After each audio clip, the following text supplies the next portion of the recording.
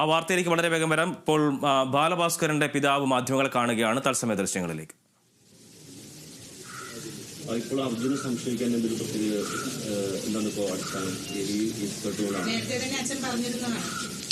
അല്ല, അടിസ്ഥാനം എന്ന് പറഞ്ഞാൽ അവൻ അവരുടെ കൂടെ ഡ്രൈവറായിട്ട് നടന്നിരുന്നതല്ലേ. ധാരണ കൊണ്ടുവരണതും കൊണ്ടുപോകണതും ഒക്കെ ഡ്രൈവർമാരാണല്ലോ. അത് മാത്രമല്ല, അവൻ നേരത്തെ 1-2 കേസിൽ, ക്രിമിനൽ കേസിൽ പുള്ളിയാണ്. ഒരു ATM കവർച്ചയുടെ കേസ്, ഒരു ഭവനവേദന കേസ്, ഇങ്ങനെ 2-3 കേസുകളൊക്കെ ഉണ്ടായിരുന്നു അവന്റെ പേരിൽ.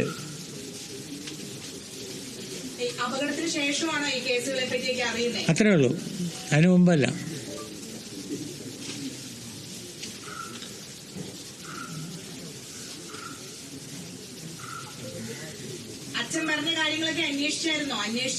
അറിഞ്ഞൂടാ അവരെന്തൊക്കെ ചെയ്തൊന്നും. ഒരു പേപ്പറൊക്കെ കൊടുത്ത് ഇങ്ങേർക്ക് പറയണ കുറച്ച് പാർഷ്യലായിട്ട് കുറച്ച് പേപ്പേഴ്സൊക്കെ കിട്ടി. കംപ്ലീറ്റ് റിപ്പോർട്ടൊന്നും കിട്ടിയിട്ടില്ല.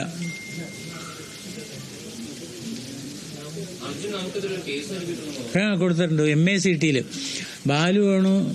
ബാലഭാസ്കറാണ് വണ്ടി ഓടിച്ചത്.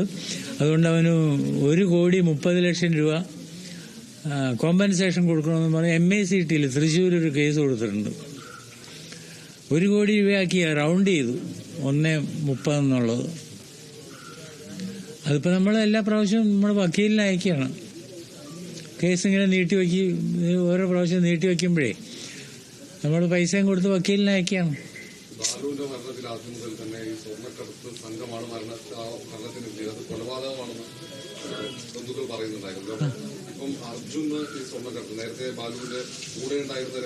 അതെ, 2 പേരുണ്ടായിരുന്നു. അവരുടെ ഡ്രൈവർ ഇവനായിരുന്നു. അപ്പോഴും ഈ അർജുനൻ തന്നെയായിരുന്നു അവരുടെ കൂടെ. വിഷ്ണു എന്നും പറഞ്ഞ ഒരുത്തനുണ്ടായിരുന്നല്ലോ. അവന് ഈ സൺ ഹോംസ് എന്നും പറഞ്ഞുകൊണ്ടൊരു റിയൽ എസ്റ്റേറ്റുകാരുണ്ട്, അവിടെ വർക്ക് ചെയ്തിരുന്നതാണ്.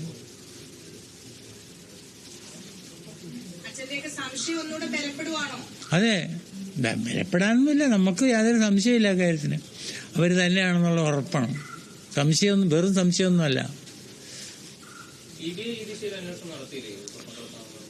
നടത്തിയെന്ന് അവർ പറയണു. നമുക്ക് ഇത് പറഞ്ഞു കേട്ടുള്ള അറിവല്ലേ ഉള്ളൂ. റിപ്പോർട്ടൊക്കെ കോടതിയിലല്ലേ കൊടുക്കണം. അപ്പോൾ വക്കീൽ പറഞ്ഞാൽ വലിയ കാര്യങ്ങളൊന്നും ഇല്ല അതിലെന്നാണ് പറയണത്. എങ്ങും തൊടാതെ ഉള്ള ഒരു റിപ്പോർട്ടാണ് അവർ കൊടുത്തത്. CBI ഈ കള്ളക്കടത്ത് മാഫിയ ആരാണെന്ന് വെച്ച് കഴിഞ്ഞാൽ അതിന്റെ ഒരു വലിയ സംഘമാണ്. അവരെ സംരക്ഷിക്കാനല്ല അവനെന്തിനാ.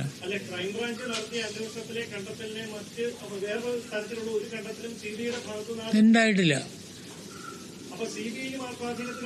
വഴങ്ങിയെന്ന് തന്നെ വേണം പറയാൻ. അതാണല്ലോ അതിന്റെ പറഞ്ഞത്.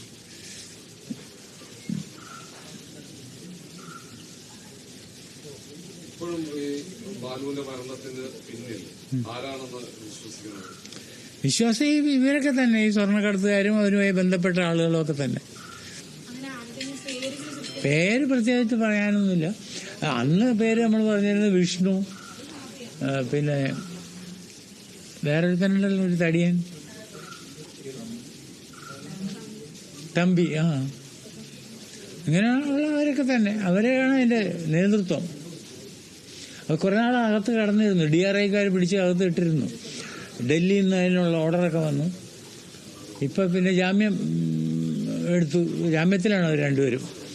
അത് ജാമ്യം അവരുടെ വക്കീല് രാമൻപിള്ളയാണ്, ദിലീപിന്റെ ഒക്കെ വക്കീല്. അവര് വലിയ പുള്ളികളാ.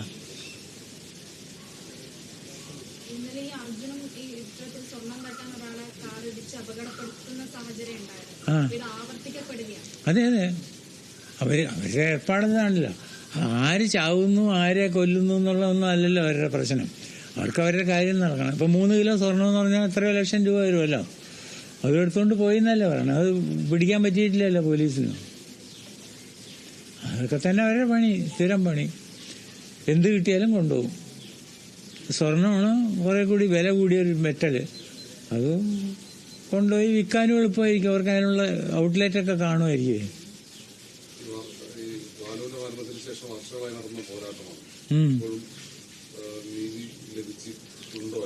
ഇല്ല, എവിടെ നീതി എവിടെ ലഭിക്കണേ? ഒരു നീതിയും ലഭിച്ചിട്ടില്ല. ഇങ്ങനെ പോവുക. പുതിയ ഇപ്പം അർജുനെ അറസ്റ്റ് ചെയ്യപ്പെട്ട സാഹചര്യത്തില് ഏതെങ്കിലും തരത്തിലുള്ള അതുമായി ബന്ധപ്പെട്ട നിയമ നടപടികൾ മുന്നോട്ട് കൊണ്ടുപോകാൻ ആലോചിക്കുന്നുണ്ടോ? നോക്കണം എന്താണെന്ന്. നമുക്ക് ഇപ്പോൾ രണ്ടാമതൊരു റിപ്പോർട്ട് കൊടുത്തിട്ടുണ്ട് CBI. അത് വന്നു കഴിഞ്ഞിട്ട് പോകണം, എന്തെങ്കിലുമായിട്ട് പോകണം. അർജുന് വേണ്ടി CBI ഉദ്യോഗസ്ഥർ സമീപിച്ചിരുന്നു. അന്ന് അനന്തകൃഷ്ണൻ എന്ന് പറഞ്ഞ ആള്. കാരണം ആ ഒറിജിനൽ കേസ് പിൻവലിക്കാമെങ്കിൽ ഈ MACTയുടെ കേസ് പിൻവലിക്കാമെന്ന് പറഞ്ഞു അനന്തകൃഷ്ണൻ. ഓഫ് അങ്ങനെ പറഞ്ഞു, നമുക്ക് പിൻവലിപ്പിക്കാം, കുഴപ്പമൊന്നുമില്ല എന്ന് പറഞ്ഞു. ആദ്യത്തെ അത് തന്നെ കേസ് പിൻവലിക്കണം. ഞാൻ പറഞ്ഞു അത് വേണ്ട, നടക്കട്ടെ എന്ന് തന്നെ പറഞ്ഞു. അവരുടെ സംസാരത്തിൽ നിന്ന് ഇവൻ കൊടുത്ത MACT കേസ് ഞാൻ തോറ്റു എന്നുള്ള രീതിയിലാണ് സംസാരിച്ചത്. തോറ്റു എന്ന് പറഞ്ഞാൽ ബാലു ഡ്രൈവ് ചെയ്തു, അതിന് കോമ്പൻസേഷൻ ഞാൻ കൊടുക്കണം. ഇൻഷുറൻസ് കമ്പനിയല്ല, ഞാൻ കൊടുക്കണം. 1,30,00,000 രൂപയാണ് അതിനകത്ത് പറഞ്ഞത്. അത് റൗണ്ട് ചെയ്ത് 1 കോടി കൊടുത്താൽ മതി. അത്ര ഒരു കൺസെഷൻ ചെയ്തത്.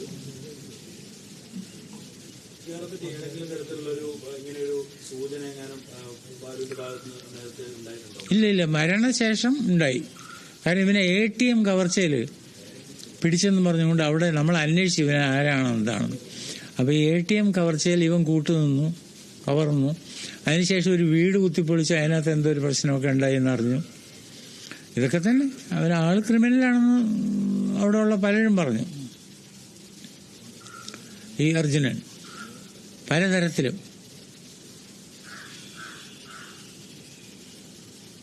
അപ്പം എന്തൊക്കെയാണ് അവൻ ചെയ്തിട്ടുള്ളതെന്നുള്ളതിനെ കുറിച്ച് നമുക്ക് വേറെ വിവരം. നമ്മളെ ഇൻവെസ്റ്റിഗേറ്റിംഗ് ഏജൻസി ഒന്നും അല്ലല്ലോ, അതിനെ ഇൻവെസ്റ്റിഗേറ്റ് ചെയ്യാനുള്ള പവറും ഇല്ല. നമ്മൾ ഈ അന്വേഷിച്ച് അറിയണ കാര്യങ്ങൾ മാത്രമേ ഉള്ളൂ, ഒതന്റിക് അല്ലല്ലോ ഒന്നും. അതിന് തെളിവ് എവിടെയെന്ന് ചോദിച്ചാൽ എൻ്റെ ഇല്ല.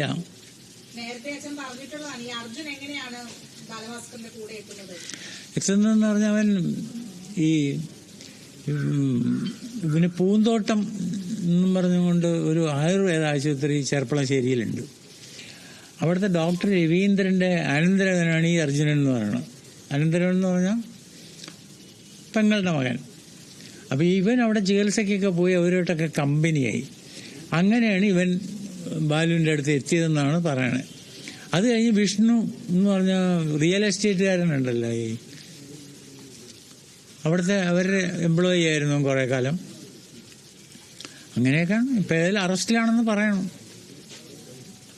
അത് ഈ പറഞ്ഞു കേട്ട അറിവല്ലേ ഉള്ളൂ നമുക്ക്. ഇപ്പം നിങ്ങളുടെ മീഡിയ വഴിയുള്ള റിപ്പോർട്ട് മാത്രമേ നമുക്ക് അറിഞ്ഞൂടൂ. അല്ലാതെ അതിന് തെളിവൊക്കെ ചോദിച്ചാൽ എനിക്ക് അറിഞ്ഞൂടാ അറസ്റ്റിലാണോ ഇല്ല എന്നൊന്നും.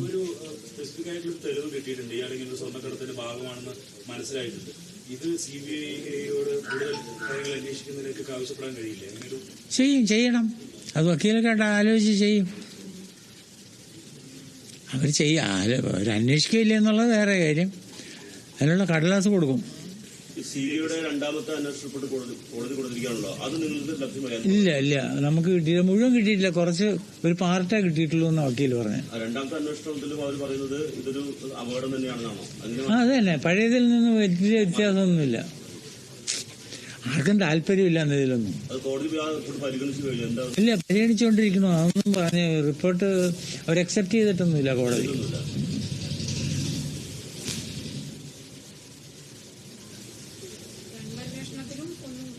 ഇല്ലാന്ന് പറയണോ?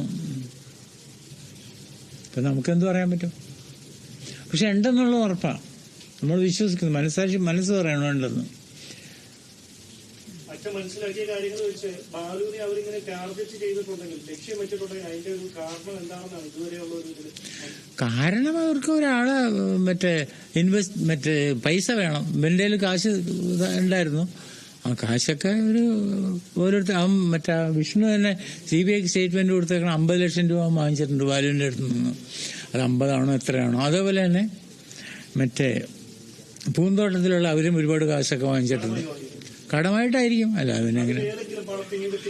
ഇല്ല, അവര് പറഞ്ഞത് ലക്ഷ്മിക്ക് കൊടുക്കുമെന്നാണ്, അവന്റെ ഭാര്യയ്ക്ക് കൊടുത്തോളാമെന്നാണ് വിഷ്ണു ഒക്കെ പറഞ്ഞേക്കണേ.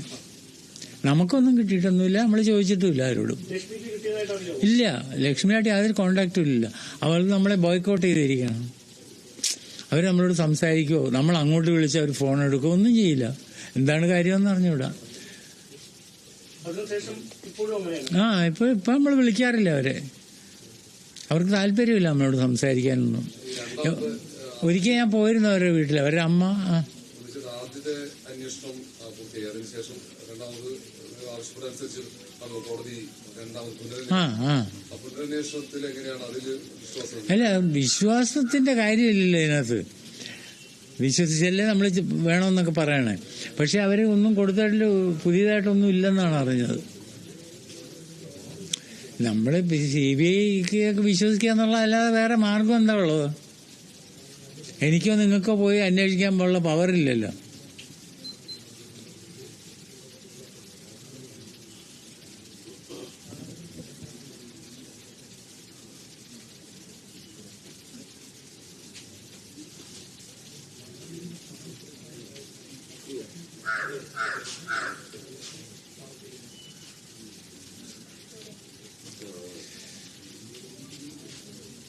ഇത് വെളിയിൽ വരുമെന്ന് വിശ്വസിക്കാം, അല്ലാതെ എന്ത് ചെയ്യാൻ?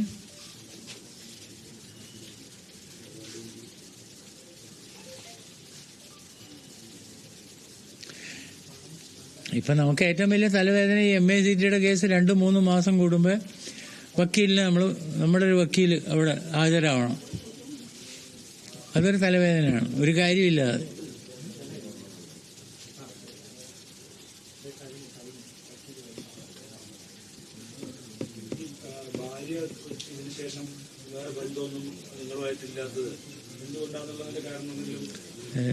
എന്ത് പറയാനാ? കാരണം പ്രത്യേകിച്ചൊന്നും പറയാനില്ല. വഴക്കൊന്നും ഉണ്ടായിട്ടില്ല ഞങ്ങൾ തമ്മിൽ.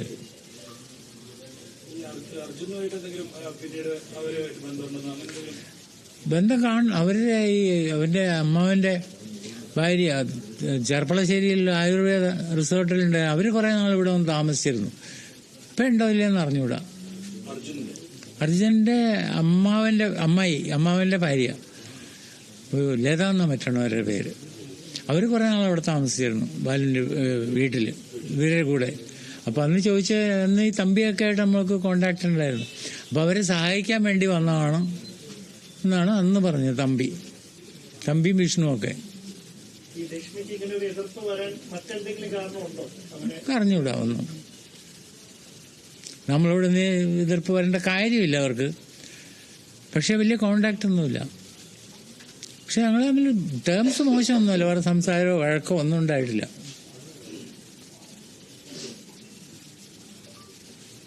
പിന്നെ അവർ കല്യാണം കഴിച്ച സമയത്ത് നമ്മൾ വലിയ കോപ്പറേഷൻ ഒന്നും ഇല്ലായിരുന്നു. പക്ഷെ ഞാനന്നും പോവുമായിരുന്നു.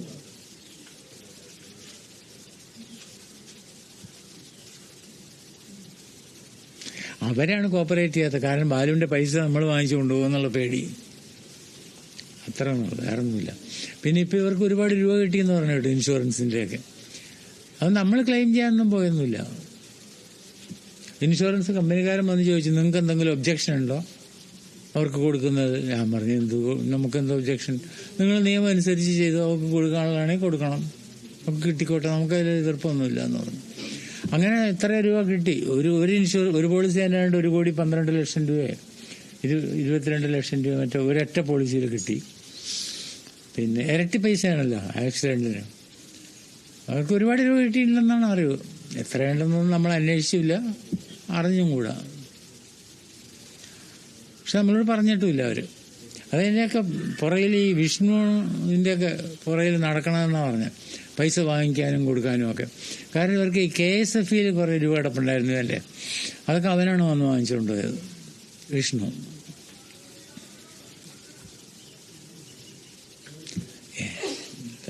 ഏതായാലും നമുക്ക് പോയി നമ്മുടെ മോൻ. ഞാൻ അറിഞ്ഞത് വെട്ടിയൂർക്കാവ് ഏരിയയില് തിട്ടുമംഗലം എന്ന് പറഞ്ഞ സ്ഥലത്ത് അവളുടെ ആങ്ങളയുടെ കൂടെയാണ് താമസിക്കണമെന്ന് തോന്നുന്നു. ഏയ് ഞാൻ കണ്ടിട്ടേ ഇല്ല.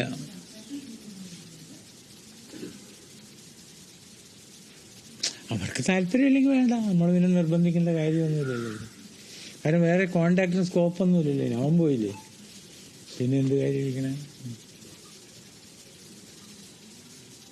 പിന്നെ അവർക്ക് നമ്മുടെ ഹെൽപ്പ് ആവശ്യമുണ്ടെങ്കിൽ നമ്മളെ കോണ്ടാക്ട് ചെയ്യണമെന്ന് ഞാൻ അന്നേ പറഞ്ഞിരുന്നു.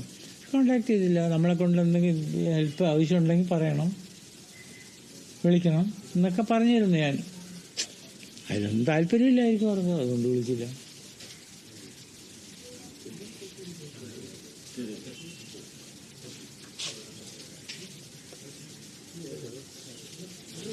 ഈ MACTയുടെ കേസ് നമുക്കൊരു തലവേദനയാണ് കേട്ടോ.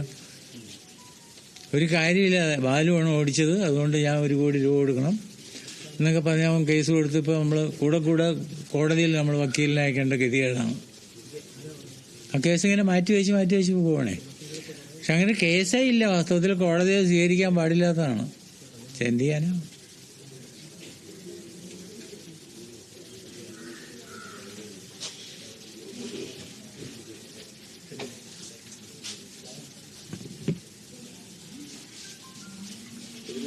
പിതാവ് മാധ്യമങ്ങളെ കാണുകയായിരുന്നു. ഇത്രയും നാൾ ഉന്നയിച്ചിട്ടുള്ള ആരോപണങ്ങൾ അത് വീണ്ടും ആവർത്തിക്കുകയായിരുന്നു. അദ്ദേഹം ബാലഭാസ്കറിനെ കൊന്നത് തന്നെയാണ്.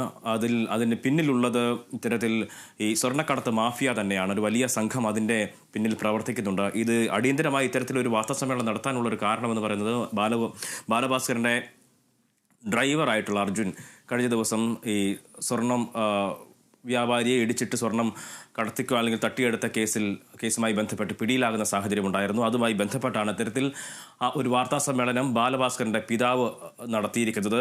ഈ സംഭവം ബാലഭാസ്കറുടെ മരണമുണ്ടായ സമയം മുതൽ തന്നെ ആരോപിക്കുന്ന അല്ലെങ്കിൽ ചൂണ്ടിക്കാണിക്കുന്ന കാര്യങ്ങൾ തന്നെയാണ് വീണ്ടും ബാലഭാസ്കറിന്റെ പിതാവ് ഇപ്പോൾ ഉന്നയിച്ചിരിക്കുന്നത്. അന്വേഷണം തൃപ്തികരമായ രീതിയിലല്ല പോകുന്നത്, തങ്ങൾക്ക് നീതി ലഭിച്ചിട്ടില്ല എന്നുള്ള കാര്യം കൂടി അദ്ദേഹം ചൂണ്ടിക്കാണിക്കുന്നുണ്ട്.